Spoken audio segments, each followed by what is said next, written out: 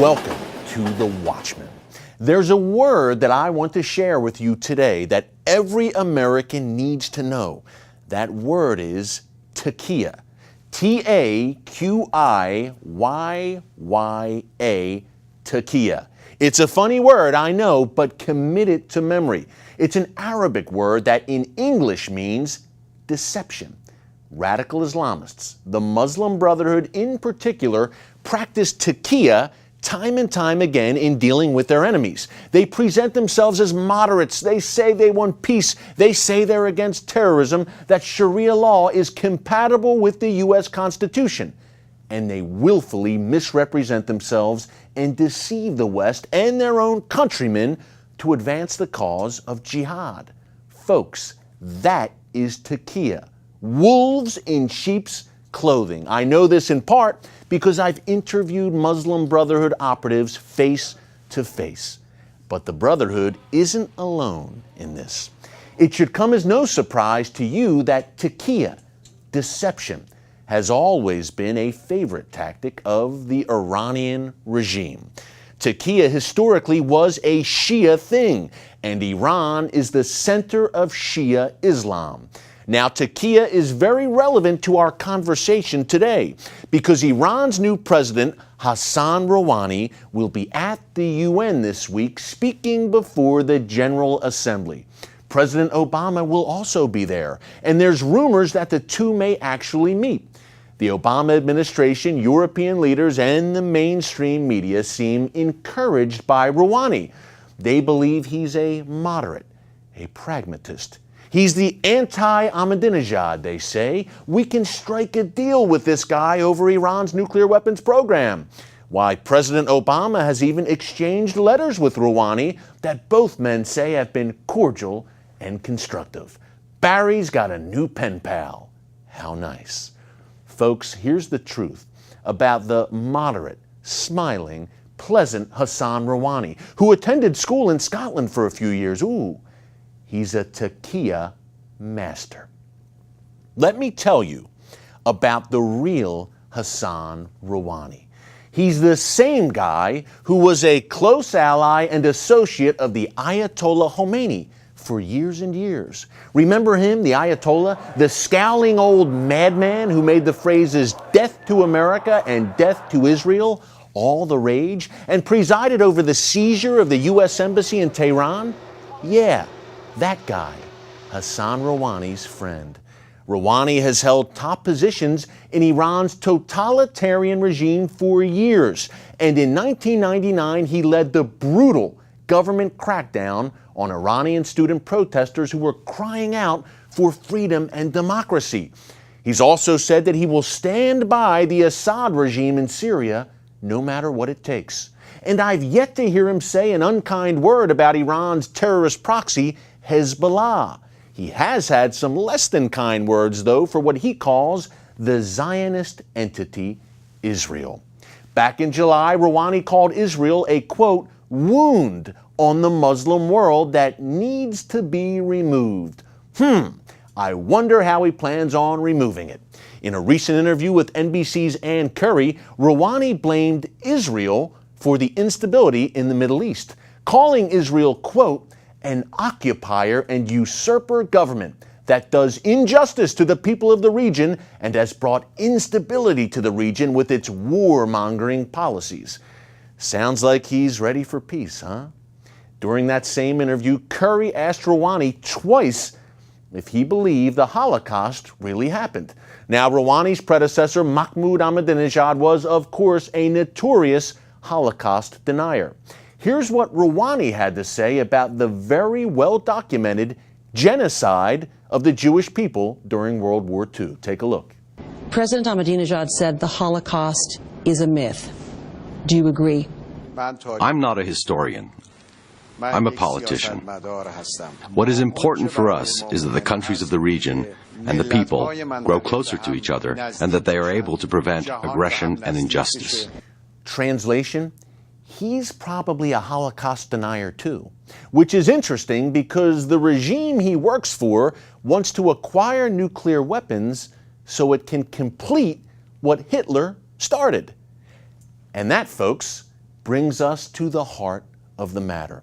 In previous years, Hassan Rouhani worked as Iran's nuclear negotiator, meeting with his European counterparts to talk about Iran's nuclear weapons program, which he assured them was strictly for peaceful purposes. Well, Rouhani has since gone on record boasting about how he fooled those Western dupes during meetings, stalled for time, and actually enabled Iran to speed up its work towards a nuclear weapon. Ladies and gentlemen, Hassan Rouhani, Taqiyya master. Yet now, that same Hassan Rouhani is the man the West is counting on to ride in on a white horse and save the world from the Iranian bomb. Newsflash, it ain't happening. Keep that in mind when you see the smiling Hassan Rouhani doing some grip-and grins with world leaders and Western journalists at the UN this week. The only thing, folks, that will stop Iran's nuclear weapons program is military action. I sincerely wish it weren't so, but this is no time to mince words and mislead you about what's coming. More on that and what we should do about Iran later in the show. But first, not every jihadist practices taqiyya. Al-Qaeda and its followers and admirers are pretty upfront about what they want. Jihad, Sharia, caliphate. One Islamist who pulls no punches and tells you exactly how he feels is Anjem Choudary. He's been called Great Britain's most hated man, and he openly praises terrorists and calls for Britain to become an Islamic state. No taqiyya there. I sat down with Choudary in London in 2012 for a wide-ranging interview that I think you'll find educational. Take a look. We're talking to an American audience right now, largely. Tell us more about Sharia for America and what they're all about. We had the Sharia for America project where we put down what we consider to be an alternative to liberal democracy and freedom and the kind of life that people lead in America. And we gave certain alternatives in terms of the social, economic system and so on.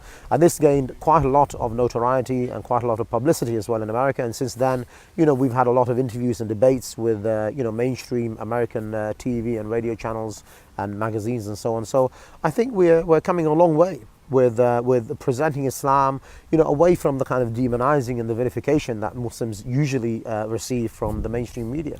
Now you talk about instituting Sharia in the UK, in the West. We're sitting in a beautiful park here in London, in East London. There's families playing, kids playing soccer, people just laying out, getting a suntan, little children. None of the women have veils on, none of the little children have veils on. How would this park look different? Would this park look different if Sharia came to the UK and your vision came to the UK? Certainly, the adult women, whether Muslim or non-Muslim, would have to cover themselves, as indeed would the men. So you believe America, Great Britain, all of Europe will be Islamic states living under Sharia eventually? Inevitably. This will happen. This is the promise of God. The Messenger Muhammad ﷺ said, Allah showed me the east of the east and the west of the west.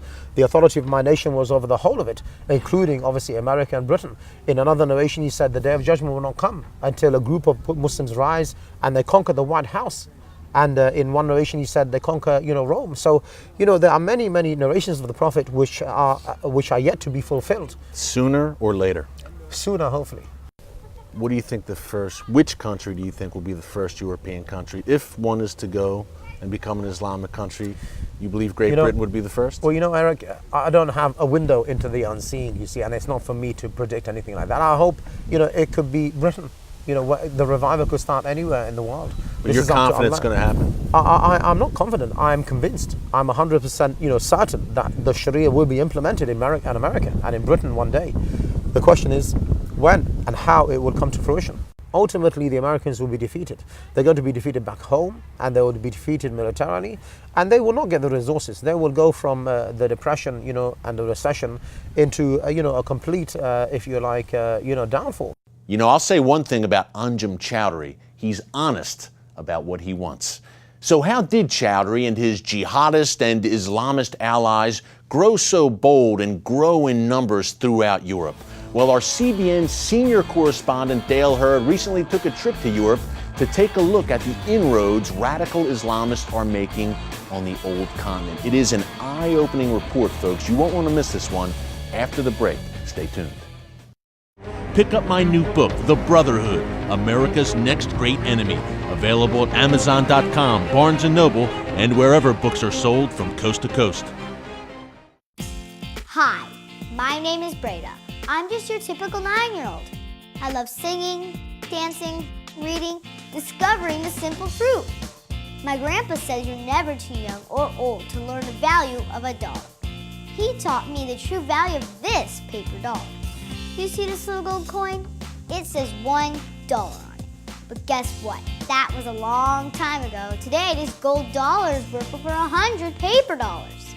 This paper dollar is now only worth 1 penny compared to America's former money, the gold dollar. My grandpa says the only money worth saving today is real money, gold or silver coins.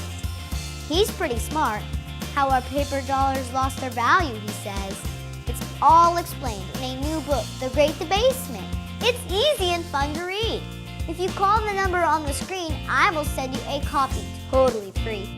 Next time, I will explain the simple truth about money.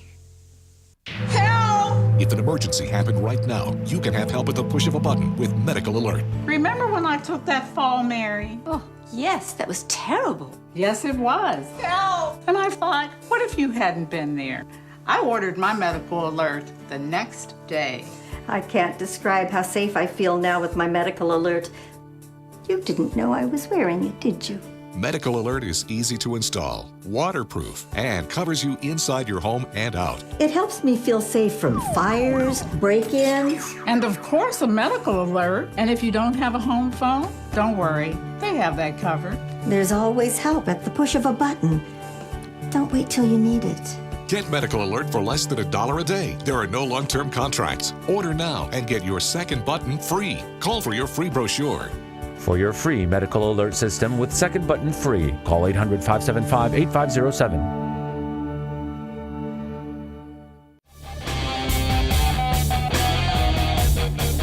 And welcome back. You know, it's been 12 years since 9/11, 12 years of blood and treasure that America has expended on the war on terror. And folks, I can't say that we have a lot to show for it. Our CBN senior correspondent Dale Hurd recently paid a trip to Europe to show how radical Islamists have actually grown in strength here in the West since 9/11. And the sad part about it, folks, is that our own leaders are helping them. Take a look. A few years ago, CBN News filmed Denmark's Muslim community marching through the streets of Copenhagen under a banner that reads, "Islam is peace and love." It would be great if it were true, except that a few weeks ago, one of Denmark's most influential leaders dropped a bombshell when he admitted that every mosque in the country is controlled by a radical imam. Even before George W. Bush would walk into a D.C. mosque in the days after 9/11 and say that the attack on the World Trade Center was not the true face of Islam, critics have accused Western leaders of being more concerned with appearing open-minded and tolerant rather than confronting the threat of radical Islam. Because while the vast majority of the world's Muslims are not terrorists, the vast majority of the world's terrorists are Muslims. The U.S. has foiled more than 60 terrorist plots since 9/11. Britain uncovers at least one major terrorist attack every year. But there are other forms of violence from Muslim culture authorities aren't facing. Britain is still reeling from a scandal in which police covered up a Muslim rape gang epidemic for years. One in which primarily Pakistani men made white English girls their sex slaves. For years, British authorities tried to pretend that Muslim sex grooming gangs didn't exist. And so the problem grew, and more young women had their lives ruined. And the real scandal is that this has been going on for 20 years. And there's no policeman who's ever resigned over this. George Igler is director of the Discourse Institute in Britain. For 20 years, they just did not investigate. And the reason why they didn't investigate was just the inability to speak freely. The fact that something was taboo meant you couldn't talk about it. Another issue politicians don't want to discuss is rape. Some are now calling Sweden the rape capital of the world. And in one study of a 5-year period, 4 out of 5 rapes were committed by Muslim immigrants. Norway has had its own rape epidemic against blonde Norwegian women by immigrant men. Some blondes have dyed their hair black or travel only in groups. Some wear Muslim hijabs or headscarves as protection against rape. Muslims and the European left continue their strange political partnership. While they're polar opposites when it comes to women's rights, abortion, and homosexuality, Muslims vote for the left, while the left grows its constituency by encouraging Muslim immigration and the spread of Islamic values. Third world immigrants to Denmark, something like 95% vote for the left. If they can open the floodgates for third world immigration, they can more or less secure and import their own voters. America, too, has been knowingly trying to advance the cause of Muslim radicals in Syria and Egypt. President Obama and Republican Senator John McCain have been pushing Congress to allow the U.S. to help the Syrian rebel movement, which includes al-Qaeda terrorists. And the president supported the ousted Muslim Brotherhood in Egypt against the will of the majority of Egyptians. It's what's been happening in virtually every Western nation since 9/11. Politicians not just pretending radical Islam is not the enemy, but actually helping it spread. Dale Hurd, CBN News. Up next, our CBN Jerusalem Bureau Chief Chris Mitchell travels to Egypt for an up-close look at how the Muslim Brotherhood and its radical Islamist allies are persecuting Christians at an alarming rate. You won't want to miss this. Don't move. Attention sleep apnea patients. Are you tired of the expense and hassle of getting your CPAP and BiPAP supplies? Are you fed up with dealing with ill-fitting, leaking, or worn-out masks and straps? Are you worried about the effects that unsanitary tubes, cushions, and filters have on your health? If you said yes to any of these questions, Allied Medical Supply Network has the solution to your problems. You could qualify to have your supplies regularly delivered right to your door at little or no cost to you. That's right, no more inconvenience, no worn-out masks and straps, no more unsanitary equipment, just restful sleep. Call Allied Medical Supply Network today to determine if you may qualify to receive your fresh, brand-name supplies at little or no cost. Don't delay. Call us now to see if you are eligible to save money on regular delivery of your CPAP and BiPAP supplies. Call 1-800-815-9947. That's 1-800-815-9947. Or go to cpapsupplyhelpline.com. Announcing an important breakthrough in healthcare that can benefit everyone. If you or anyone you love needs affordable health insurance, regardless of a pre-existing medical condition, call Quick Insurance 123 today and get the immediate relief you deserve. Quick Insurance 123 was created to provide affordable health insurance to all uninsured Americans, with or without pre-existing conditions. This is not a discount card. This is a real insurance program that lets you choose from many affordable health plans, with access to doctors, hospitals, emergency services, and more. So call the number on your screen now and get the health coverage you need, just for calling. As a special bonus, we'll send you a free prescription savings card that could save you up to 85% on your prescriptions. That's right, you could save up to 85% on your prescriptions, just for calling. Call Quick Insurance 123 to find out how you can get affordable health insurance and receive your free prescription savings card, just for calling. Don't wait. Getting a free quote is as easy as 1, 2, 3. Call today.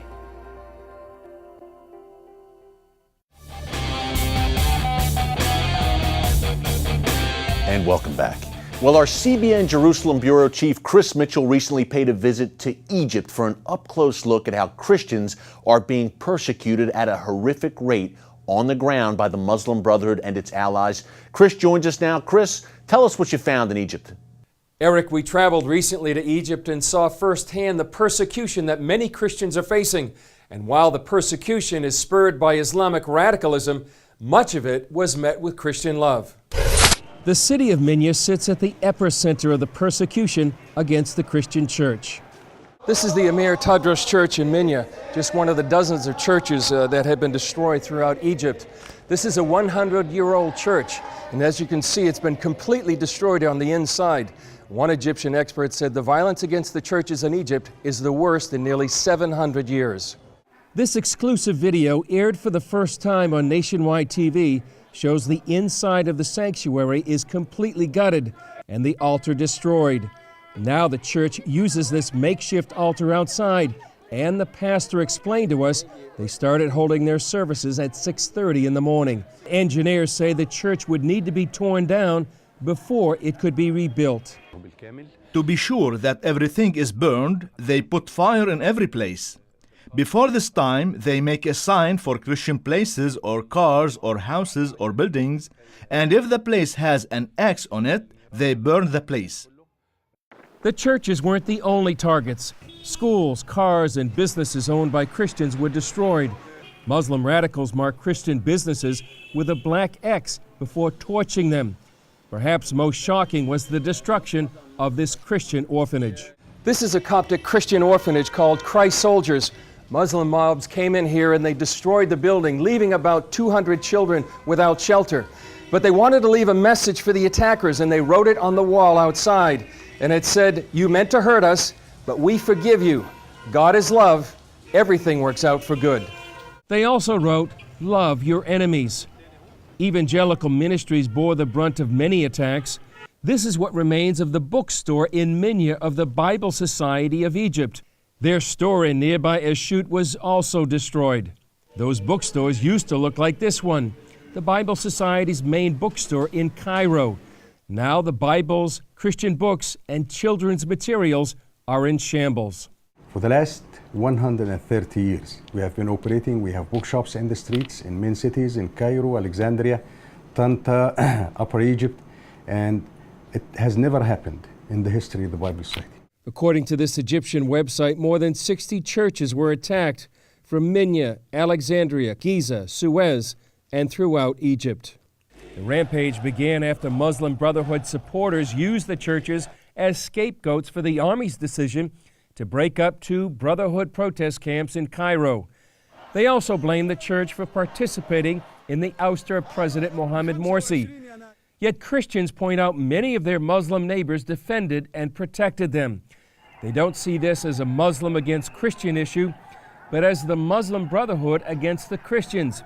And even though they have been targeted, they are responding with forgiveness and pressing on in the face of persecution. This Sunday school class at the Amir Tadros Church now meets in an alcove off the main building. They're learning about the namesake of the church, who was a Christian martyr. It's not your typical Sunday school lesson. These days, I think, the children have a life experience. They see their church burned. They see how us forgive our enemies. We respond as every other Christian has responded in Egypt. We are in Egypt to serve. We are in Egypt to demonstrate the Christian love. We do every effort to be self-restrained and to show the Christian love that the Lord has taught us to show. The churches are asking for prayer and support from the church worldwide. They can pray for us all the time, ask Jesus to save us. What happens in Egypt affects the Middle East. So we ask them to pray for the country, we ask them to pray for Christians, we ask them to pray for the Middle East. And we also ask them to pray for the government, for the existing government, that the Lord may give them wisdom, guidance in every decision they make. While living under threats, they vow to continue their ministries. They say the buildings have been destroyed, but the church goes on, and their faith remains in Jesus Christ, who promised He would build His church. The story coming out of Egypt for Christians is both inspiring and sobering, and Christians there are still asking for Christians around the world to pray for them. Well, I'm Chris Mitchell, reporting from Jerusalem. Now back to you, Eric. Chris, thank you. We'll see you next week, my friend. Up next, my closing thoughts on what America should do about Iran's nuclear weapons program. Stick around. Grace, music is unpredictable. I know I have what it takes. The Dove Foundation raves. Grace Unplugged is remarkable and inspiring. This is not about the music. It's about everything else that goes with it. Dad, were you watching me? A moving and meaningful film. This book, his words shook me. It was like my whole world. That parents and teens should see together, says Focus on the Family. What are you gonna do? You're gonna drag her back home? Yeah, I might. I think maybe you're fighting God. Just stop running. Grace Unplugged, rated PG. In theaters October 4th. If you had a choice between going bald and a full head of hair, which would you choose? Advances in medical science have resulted in the world's first and only permanent solution to hair loss. Yes! You wash it, you cut it.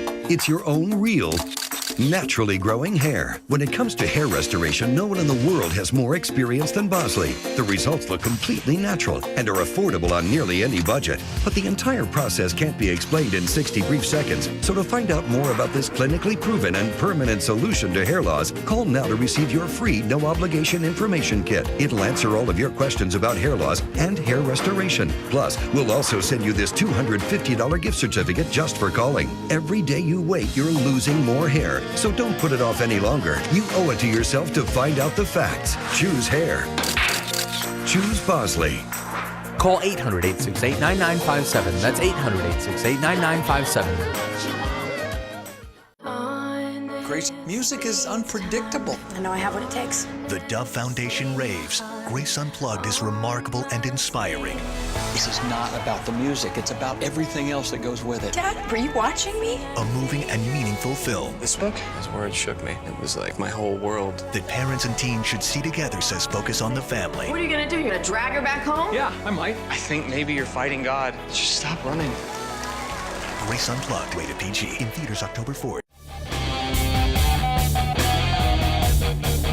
Welcome back. Well, it's answer time here on The Watchman, but first, a few questions. Did you know that our own Pentagon believes that Iran may very well have intercontinental ballistic missiles, ICBMs, capable of reaching the east coast of the United States as early as 2015? And guess what? If things keep going the way they're going, those missiles will be nuclear tipped. I believe the U.S. military should take out Iran's nuclear weapons facilities. I am not a warmonger and I did not support military action in Syria, but Iran is a different beast.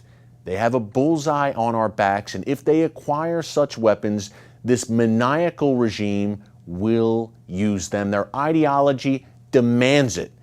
Unfortunately, I don't believe the Obama administration will do it. They're tripping over themselves to strike a grand bargain with the smiling Hassan Rouhani, who we discussed later in the show, the false moderate.